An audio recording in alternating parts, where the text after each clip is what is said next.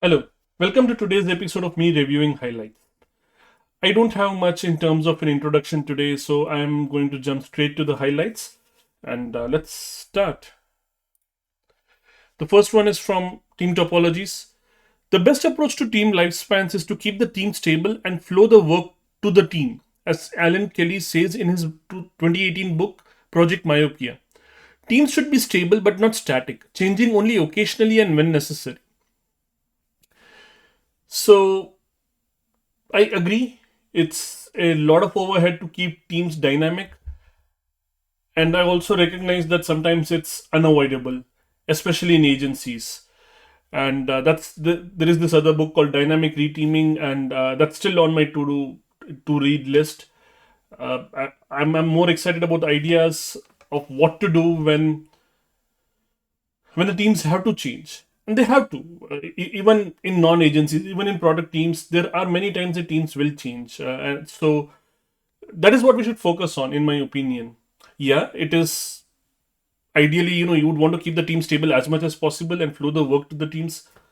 And that part is true. Keep the team stable and flow the work to the team so that team as a unit can process the work and then they can focus on that. But yeah, life is not that ideal, right? Which means we'll move on to the next one, Limitless.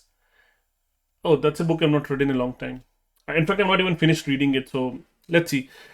Mindset, the what? Deeply held beliefs, attitudes, and assumptions we create about who we are, how the world works, what we are capable of and deserve, and what is possible. Motivation, the why. The purpose one has for taking action, the energy required for someone to behave in a particular way. Method, the how. A specific process for accomplishing something, especially an orderly, logical, or systematic way of instruction. So I have no context about this. Like I said, I kind of abandoned reading it. Not abandoned. I will get back to it at some point. I just don't know when, and so I don't have any context for this. Of course, it talks about the what, why, and how. It's trying to classify our own mindset in these things. So let's move on.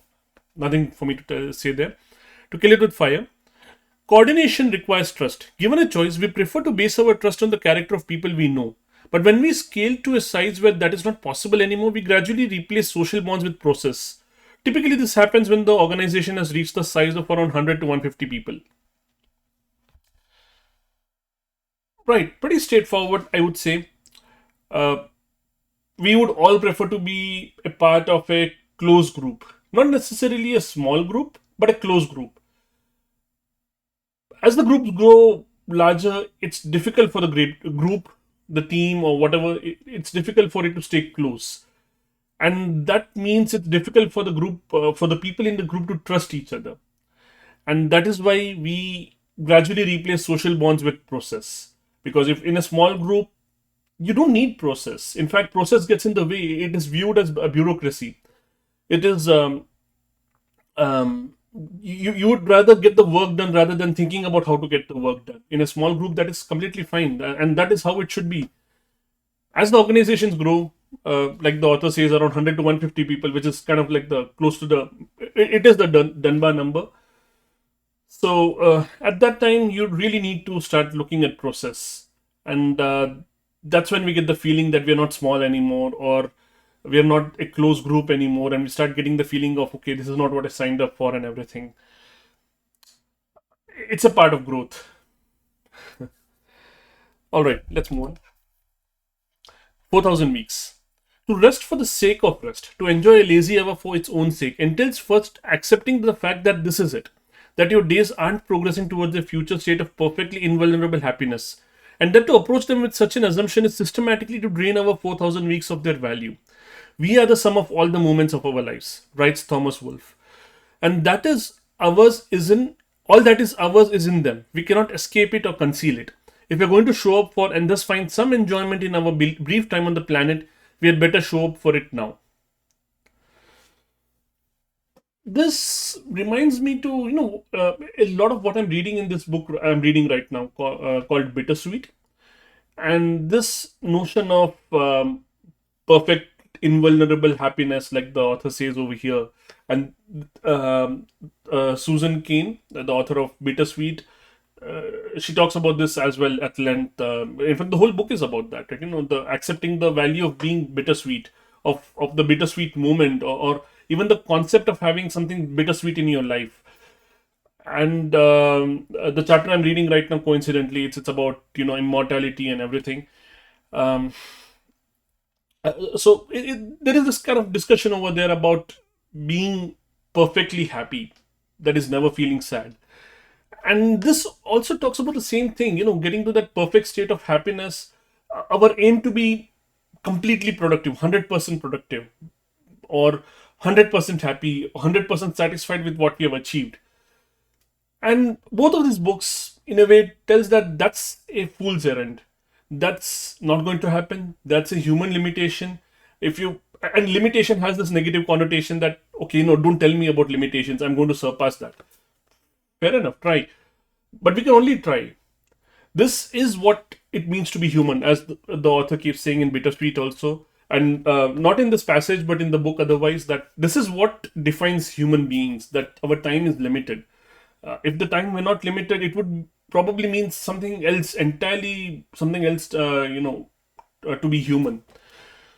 So I know I'm going on off on a kind of a philosophical tangent, but the passage is about that to rest for the sake of rest. It is such a foreign idea, even for me, who is not grown up in a Western country, but of course under the influence of the Western culture, the weird culture, as they say, WEIRD. It is such a it kind of like it it bangs on my ear to hear that, to rest for the sake of rest, to enjoy a lazy hour for its own sake. Um, yeah, let's move on. The well-lived life. As a species, we are a bit confused about age in general. We are aware that we will all eventually die, so looking at it one way, every day is a step toward that end. But over time, we start to realize that the idea that anyone is too old to do something is just plain absurd. It becomes laughable, like sweet Maggie May's serious admission that turning 5 meant it was time to grow up.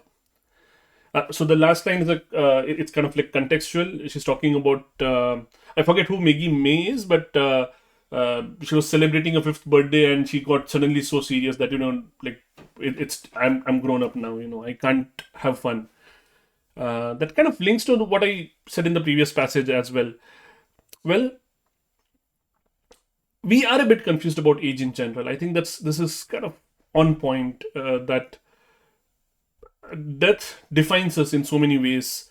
It kind of gives meaning to our life. It's not an overstatement, and it's not an original thought either. That I mean, I'm all the books that I mentioned so far, 4,000 Weeks and Bittersweet, all of them talk about this. That the meaning of life is in the bittersweet moments. Death being one of them. So yeah, that's not necessarily a, or not at all. That's not a discouraging thought at all. Like this passage says, that the idea that anyone is too old to do something, it's plain absurd. There is, like they say, the cliche, the age is just a number. It's very much that. Moving on, the earned life. I think we are getting all this kind of philosophical, metaphysical kind of passages today. Something truly earned makes three simple requirements of us. We make our best choice supported by the facts and the clarity of our goals. In other words, we know what we want and how far we need to go. We accept the risk involved. We put out maximum effort. Seen in the light of the previous two passages, I think it's just an extension of that. That the concept of having earned your life, the concept of finding satisfaction with what you've done, what you've achieved in your life. It's this is talking about the best choice supported by the facts. Supported by the facts. So it's never the best. In the sense of an ideal choice. It's always what is possible in the moment. But the effort is on us. Just because we can never achieve 100% satisfaction doesn't mean that we stop trying, right? So we put out maximum effort with the knowledge that we are still going to be limited. We're still going to be making limited choices, best choices that we see in the moment. But like they say, hindsight's always what do they say? Hindsight's always 2020. Yeah, hindsight's always 2020. Um, anyway, so that's essentially. I think we're going into the nice sequence of passages over here to the leader's greatest return. Grow a leader, grow the organization. A company cannot grow throughout until its leaders grow within. It's a nice catchphrase. I agree with this. That everyone's a leader, and everyone's growing in the leadership potential, in the capabilities, in the skills, everything. And a company cannot grow throughout until its leaders grow within. So, moving on. Extreme ownership. Don't let the focus on one priority cause target fixation. Maintain the ability to see other problems developing and rapidly shift as needed. Okay, just informational highlight over here. I don't think so. There's much for me to talk about here. It's mainly useful for me because I think, like anyone, I also get fixated on a particular target and then I forget other things. And um, the point is to build models that help us cater to different things. It's not a question of willpower. It's not a question of remembering everything. It's a question of what models we use. And that's a whole different discussion, so I'll not go into that. The infinite game. In an organization, it is the leader's responsibility to take the first risk, to build a circle of safety. But then it is up to employee to take a chance and step into the circle of safety. A leader cannot force anyone into the circle. Right? It's talking about trust. I think, does it mention the word trust over here? No, it doesn't. But circle of safety, which I read it as circle of psychological safety, is built on trust. So it's kind of implied over here, right? And another passage from book that has come up many times over here, Remote Not Distant, that talks about like a kind of like a thing, this trust battery, that whenever you start a professional relationship, you have some trust, as in not built up, but you have some default trust that, okay, this person has joined, that you have hired them, they're going to do well. But it's still not built completely. And the point the author makes in that book, Remote Not Distant, is that managers, leaders, they need to supercharge that battery. It kind of goes something like this, that, okay, you have something like 50% battery charged up, when they join, and then it either increases or decreases. But as a leader, you need to supercharge your battery. Something like, you have to set the trust to 80%. That you trust them at the 80% level. And that's how you start. So that's essentially, I think this is what the author is saying over here as well. That it's up to the, it's the leader's responsibility to take the first risk. Moving on. Kill it with fire. At small organizations, we find people are doing several different jobs at once with roles not so clearly defined. Everyone in the same space is using the same resources. In short, small organizations built monoliths because small organizations are monoliths. This is essentially Conway's law in action, right? That at a small organization, the communication is all over the place. And, we talked about Dunbar's number and everything in the previous passage from the same book. So, yeah, at a small organization, you're not really looking at process, you're not looking at communication lines and everything. You're just going to talk to somebody and get things done. And that's how you build a monolith, basically, because according to Conway's law, the organization structure mirrors the software architecture mirrors the organization structure. So, yeah, I think it's a nice thing. Small organizations build monoliths because small organizations are monoliths. Nice. That brings us to the end of our highlights today. And I had fun. I think all of the passages, they invited a lot of thought. So I had fun with today's highlights more than many other days. So I'm glad I got to recording today's highlight session. And you have a good day. Take care. Bye bye.